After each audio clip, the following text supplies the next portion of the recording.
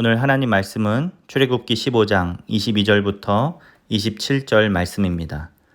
모세가 홍해에서 이스라엘을 인도하매 그들이 나와서 수르 광야로 들어가서 거기서 사흘 길을 걸었으나 물을 얻지 못하고 마라에 이르렀더니 그곳 물이 써서 마시지 못하겠으므로 그 이름을 마라라 하였더라.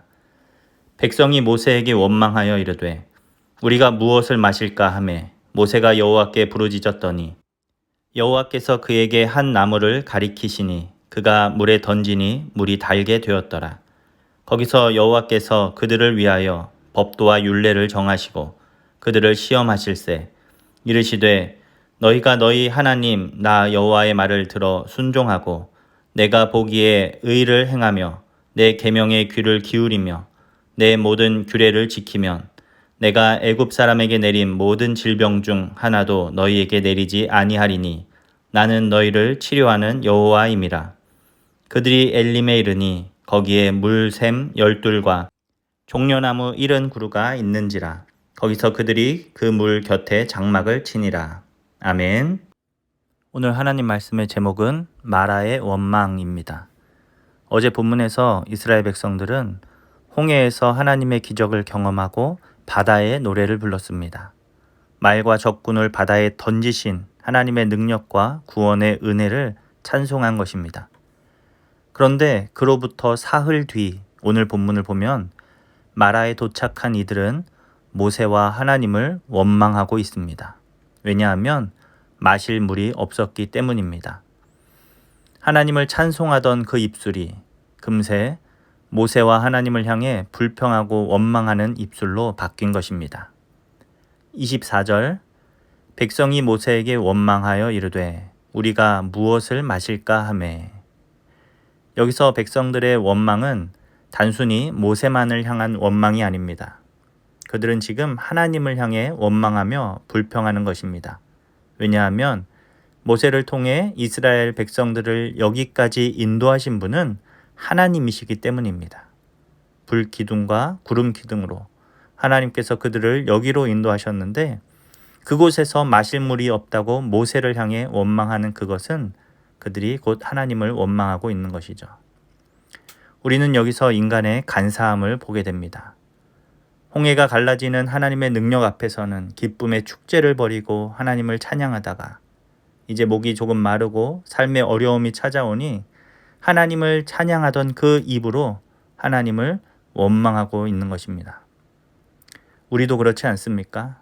좋은 일을 만날 때는 하나님께 감사하며 찬양하지만 힘들고 어려운 일을 만날 때 사업이 안 된다던가 직장에 어려움이 있다던가 몸이 아프다던가 나의 기대와 어긋난 어떤 일들을 만날 때 우리는 하나님을 원망하며 하나님 너무하시다고 그렇게 불평하기도 한다라는 것이죠.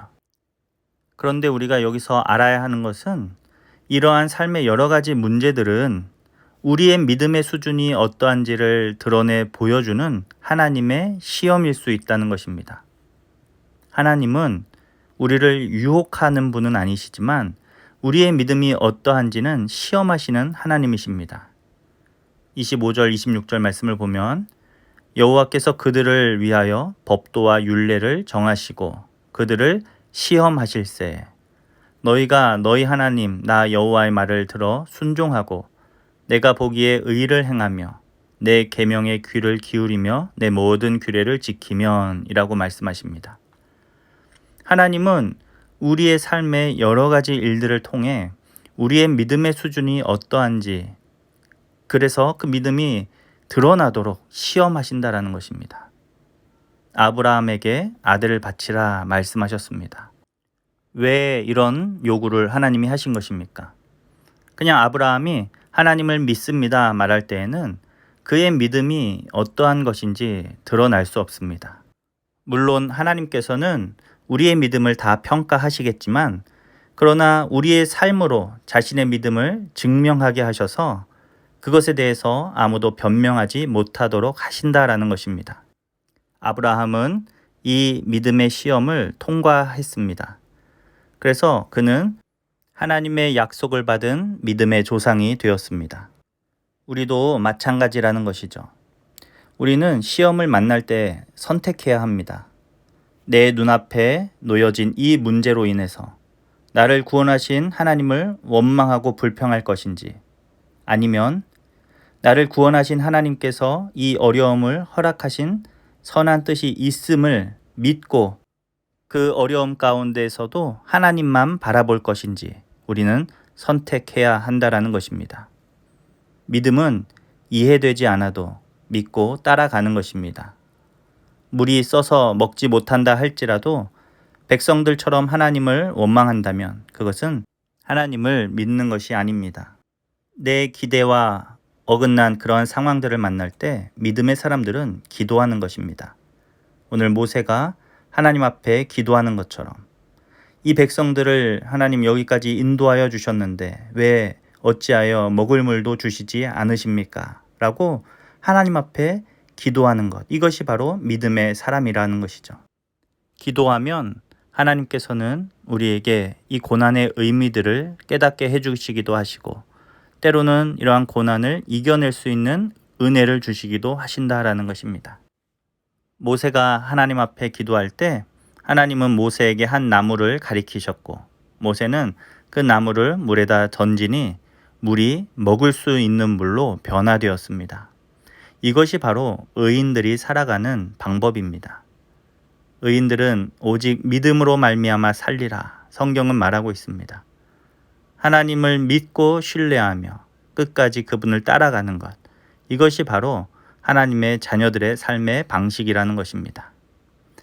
여기서 나뭇가지는 나무에 달리신 예수님을 상징합니다.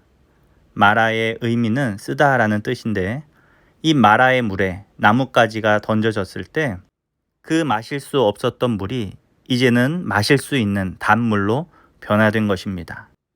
이것은 죄와 사망으로 아무 소망이 없던 마라와 같은 우리의 인생에 예수님께서 찾아오셔서 비로소 의미 있고 값진 인생이 된 것을 말해주는 것입니다.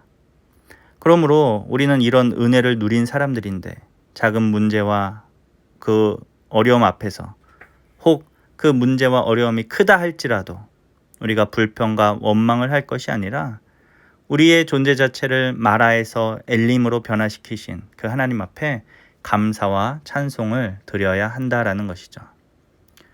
우리의 인생이 광야와 같습니다. 이스라엘 백성들이 약속의 땅인 가나안을 바라보고 광야의 길을 걸어가는 것처럼 우리도 하나님이 약속하신 완성될 하나님의 나라를 바라보며 이 세상을 믿음으로 행진하고 있는 것입니다. 광야에서 가나안 땅으로 가는 그 여정에 다른 것은 필요 없습니다. 하나님께서 그 땅을 우리에게 주신다라는 그 믿음 하나면 충분합니다. 여러 가지 문제를 만나도 하나님께서 지켜주시고 돌봐주실 것이기 때문입니다. 우리에게 이런 믿음이 필요합니다. 사랑하는 성도 여러분, 여러 가지 시험 앞에서 불평하거나 원망하지 말고 오직 하나님을 믿고 신뢰하며 그분을 의지하며 도리어 그분을 찬양하며 믿음의 행진을 해 나아가는 저와 여러분 될 수 있기를 간절히 바랍니다. 기도하겠습니다. 하나님 아버지, 우리가 이 땅을 살아갈 때 믿음으로 살기 원합니다.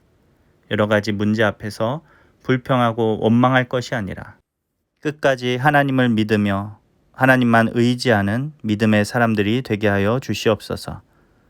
예수 그리스도를 통해 우리에게 영원한 하나님의 나라를 허락해 주실 그 하나님을 우리가 바라보며 어떠한 순간에도 이 믿음 흔들리지 않고 끝까지 지켜나가는 주님의 자녀들 다 되게 하여 주시옵소서. 감사드리며 예수님의 이름으로 기도합니다. 아멘.